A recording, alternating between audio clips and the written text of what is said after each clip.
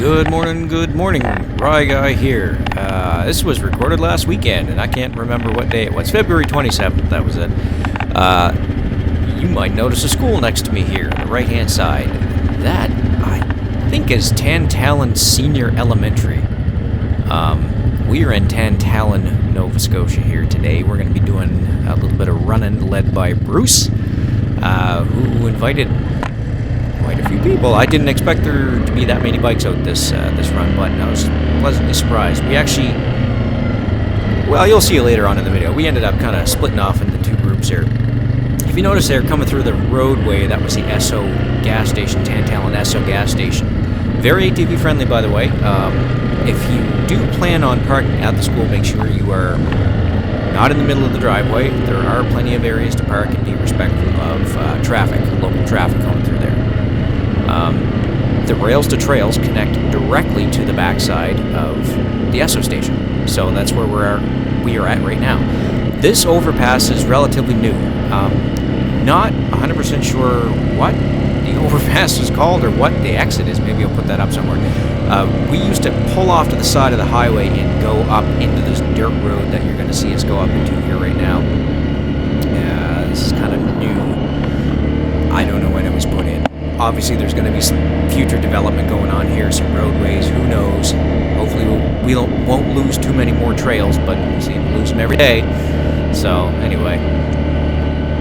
Yeah, as you can see, the weather is bright and sunny, but cold. I go to it's -6 or something like that. Celsius, by the way, -6 Celsius. Trail conditions, icy. We had some snow, then we had some rain, and we had some snow, rain, snow, then it melted, then it froze. Welcome to Nova Scotia. If you live in Nova Scotia, you know what I'm talking about. If you don't, that's our weather. You don't like it, wait 10 minutes.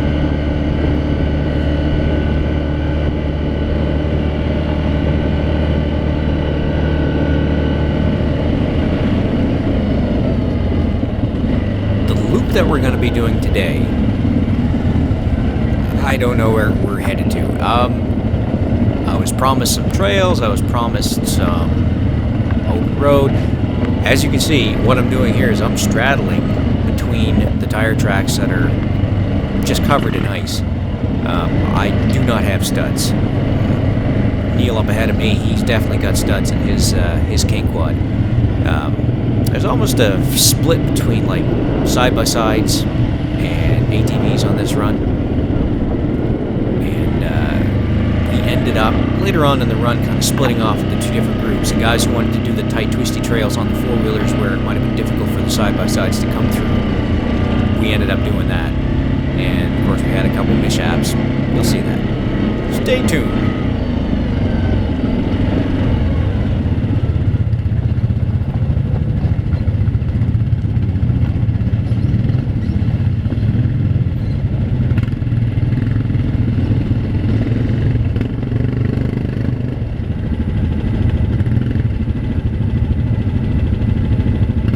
There's that ledge of ice I keep talking about coming out of those holes, especially when you're into this time of the season where things are starting to thaw out a little bit. You get that in the early winter and you get it in the late winter. Right where we're at here, there's kind of a natural spring. And yeah, so it melts all that ice in the center, so it's never really frozen solid. But you get the shelf of ice at the very end. You gotta be careful. You can bend a rim if you hit that pretty hard.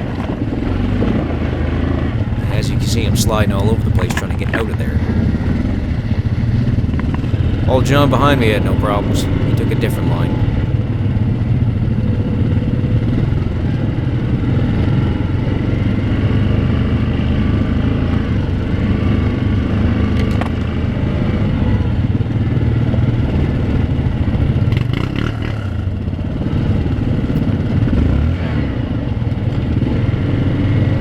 That was a quick little test of studs versus no studs.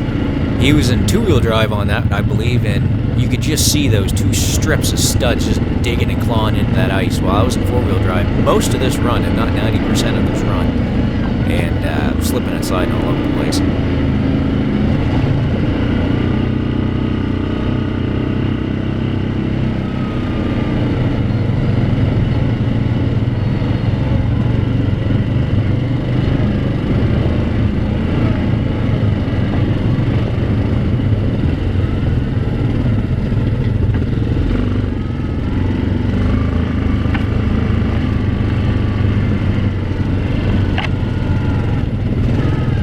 such a big difference between how much snow is still in the wooded areas, the tighter wooded areas where the sun doesn't get to it, versus you get out on the main road where the sun just beats down. Even though it's cold, the sun just beats down on that snow and it just melts it away.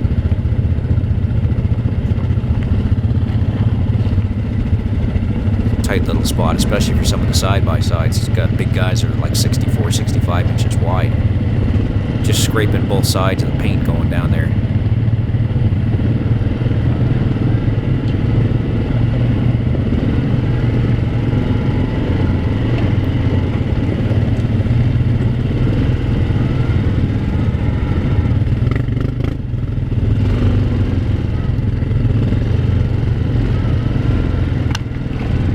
I gotta say, I'm looking through this footage here, and I just keep thinking to myself how much I really love this Grizzly. You know, I've pretty much owned them all. I might not have been on camera, but I pretty much own them all. I've owned Polaris, Kawasaki, Suzuki, Yamaha. I've owned Hondas. I haven't owned a Can-Am. I've ridden enough Can-Ams just on the trail, swapping bikes with buddies and just going random rides. I know what they handle like, and I would have enjoyed buying a Can-Am. I know I would have. I like them all. I like four-wheeling. That's just me. Every bike has their upsides. Every bike has their downsides. It is what it is. I kind of already know the flaws with the 700 Grizzly. I knew the flaws in my 660 Grizzly. You live with it. You buy what you want. Enjoy what you have.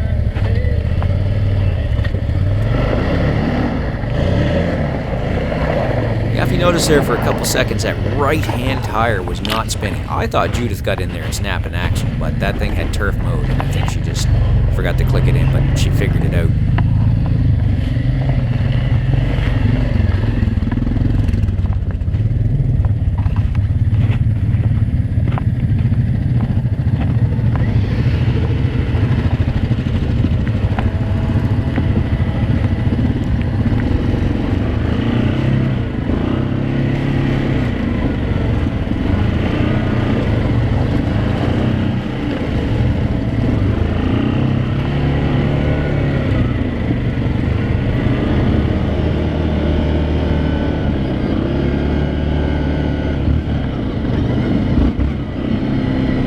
Bit of a panic brake there. I wasn't fully paying attention to how close I was getting to Neil up ahead of me, and didn't want to smash into him. So a little bit of a panic brake. And with this Grizzly 700, by the way, when you hit the brakes, it brakes. The 660 I had, no matter what I did, I always had that spongy feeling going on in the brakes, but this thing is just grabs solid. I think the sponginess was coming from the fact that it had that inboard brake disc on the rear axle, or the rear drive shaft. It actually had no brakes on the outside rear wheels like the Grizzly 700s do. It had that centralized brake system right on the rear drive shaft.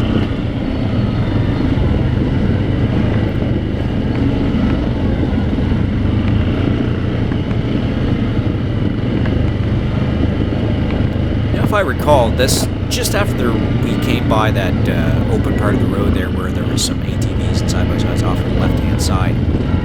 This is, I believe, the first time we split off from the side-by-sides to the ATVs, because I don't recall ever having side-by-sides behind me at this point. But this was some random trail. I know I've been on the trail before, but again, in the wintertime, everything looks different from when the summertime is. So I know I've been on this trail before.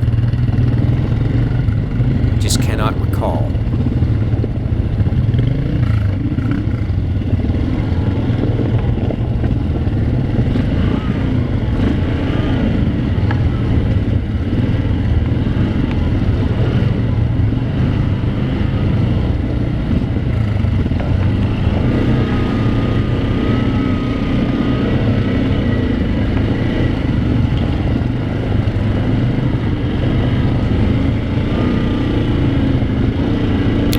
Down these hills too. The camera really does these trails no justice. A lot of times you get into trails and I'm looking back through the footage on them, like I don't remember it being that not steep, but when you're out on the bike, it's a lot steeper than what you think. One of these trails I was thinking about, I kind of need to have like an old Land Cruiser pitch and yaw and roll, one of those like aviation style gauges, so you can actually see on camera what the position of the ATV is.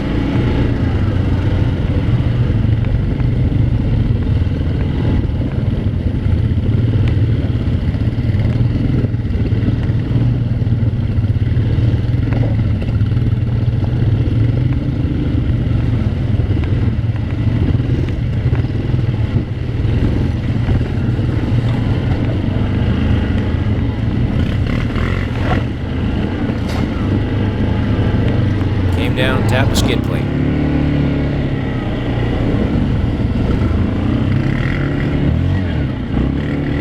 I mean, it's there for that reason, but it is still plastic.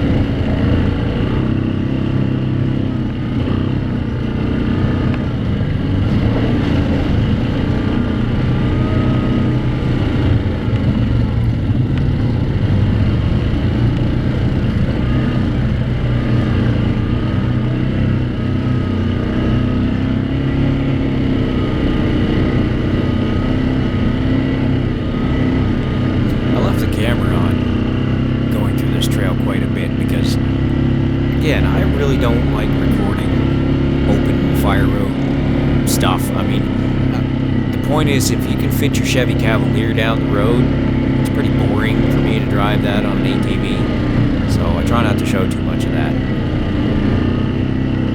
And I will admit, I'm not as adventurous on the four-wheelers as I used to be. Not in terms of trail conditions, but in terms of putting my four-wheeler in spots that they really shouldn't be.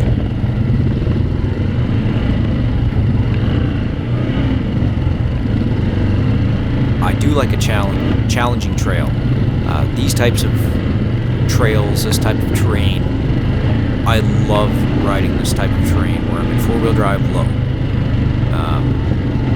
It's a lot less harder on my body with power steering now, which is really nice. Wish I'd done that years ago, but it wasn't in the cards. But yeah, I'm kind of a low, slow type of guy.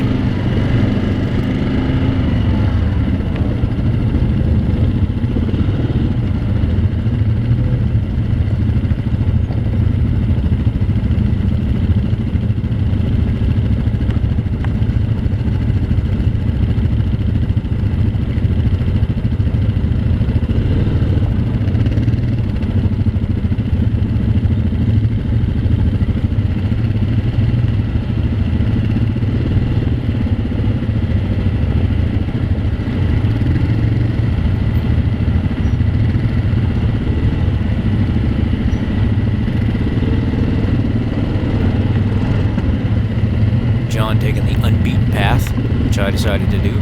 bit of a drop here.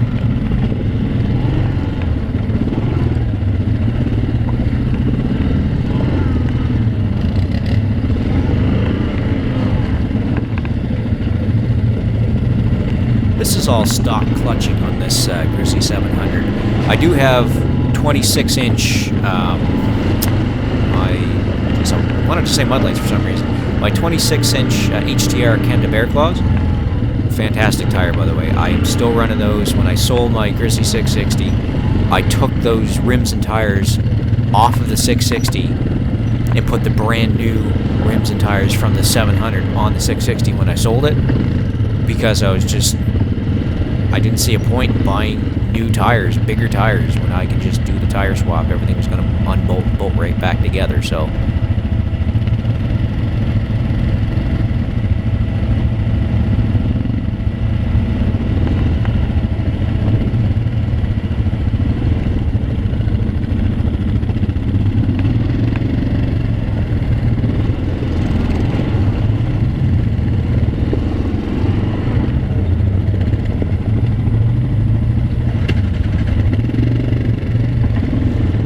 John's bike just did a grizzly fart there. I don't know if you've ever heard that term before, but I don't know, every once in a while, because especially with that stock muffler where it's more restricted, in the earlier 700s, which I believe his is, I don't know what year it is, maybe in 08, maybe in 09, I cannot remember. It might be newer than that, I can't remember. But the fuel mapping was always a little bit off on those things. And they had something called a grizzly fart. And the 660s used to do it too, but that was due to a restricted airbox.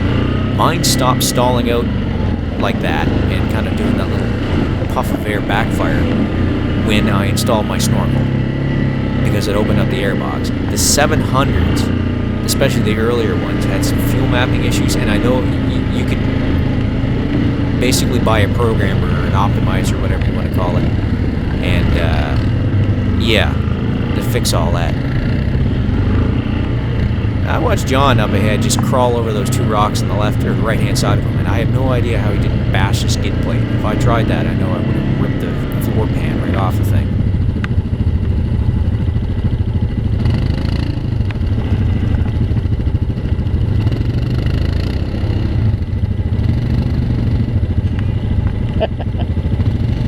I missed what he just did, but John just launched himself off of that little hump that we just ran over, and he got right sideways.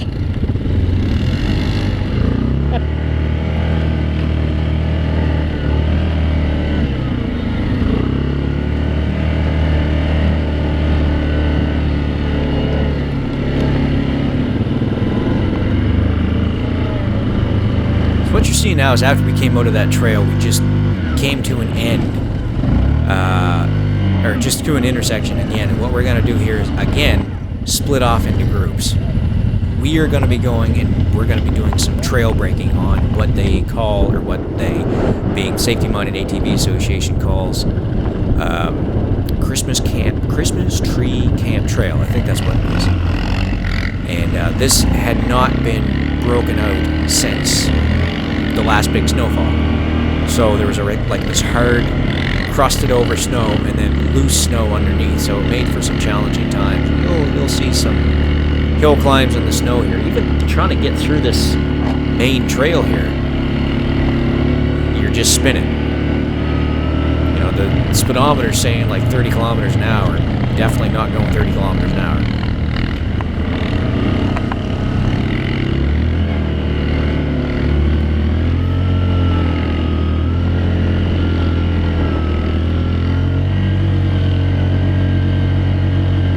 This is where a CVT transmission will win out every time. When you need power, you have power, and you don't have to back off like a geared machine where you're losing momentum, clutching, or switching gears. Every time you switch a gear, you lose momentum.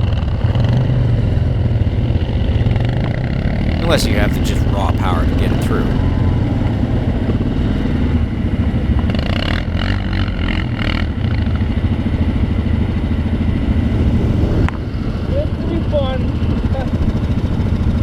Might need to lock the diff. Oh yeah.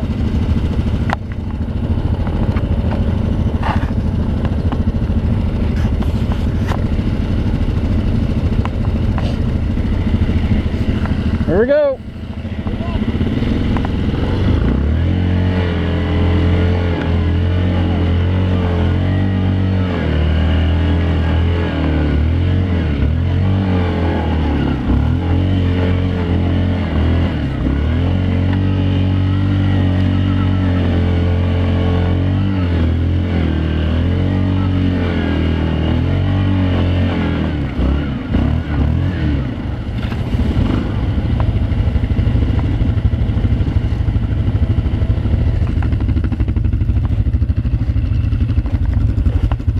Off the bike because I heard a lot of spinning. Old Fred was leading this one, and yeah, he got himself into a bit of a situation. There's a deep rut on the left-hand side that he slid into, and you're going to see me slide into that same rut too.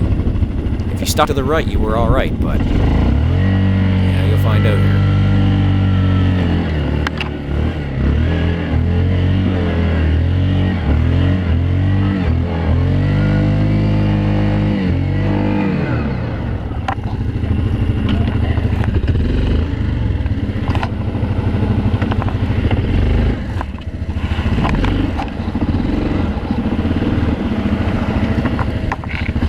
Caught up where Fred got caught up here.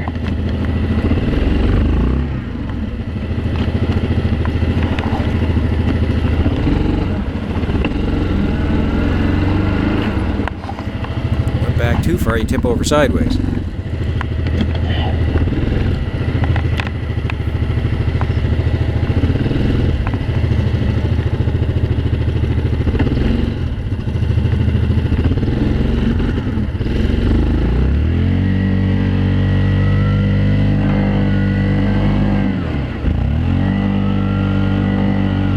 Love being able to lock the diff.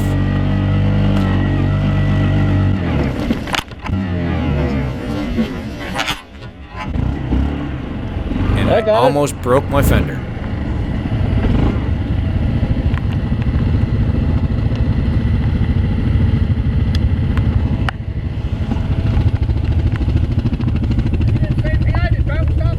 I know.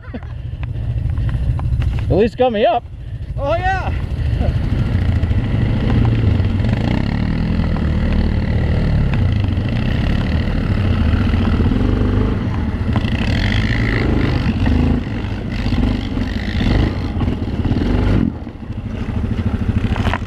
Yeah, I don't know.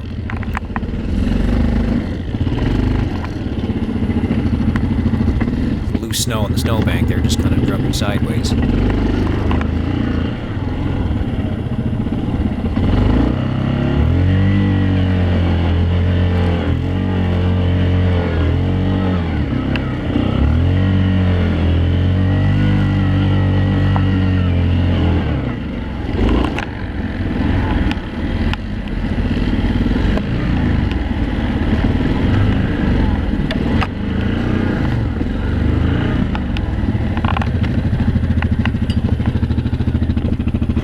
Okay, he's up.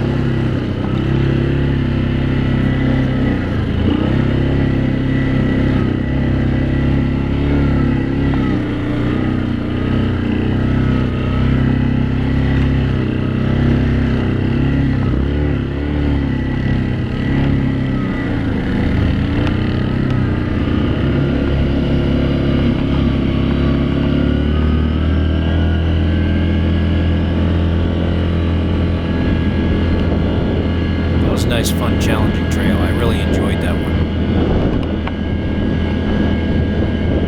I like doing those types of trails in the beginning of the run and then coming back on like a nice kind of leisurely run. What we did here, actually. We were supposed to meet up with the side-by-sides, and that didn't happen because I think we got given wrong directions. Fred was communicating a little bit with Bruce, and there was some mismatch in communication. Anyway, we lost him, so we ended up putting on, I think, 97 kilometers altogether. You see the old school Wolverine 350 there? Yeah. That's got to be from 98. Yeah.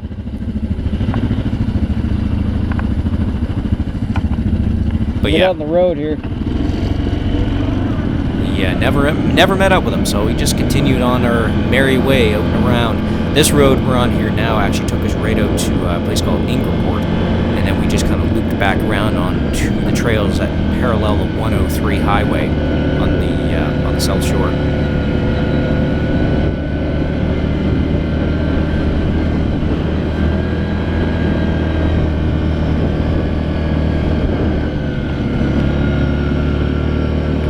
Volkswagen got all the way back here.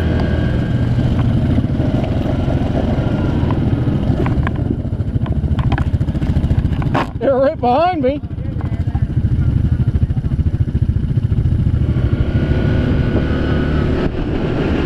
Well, we're pretty much headed back to the trucks here now. We're about 20-25 minutes out.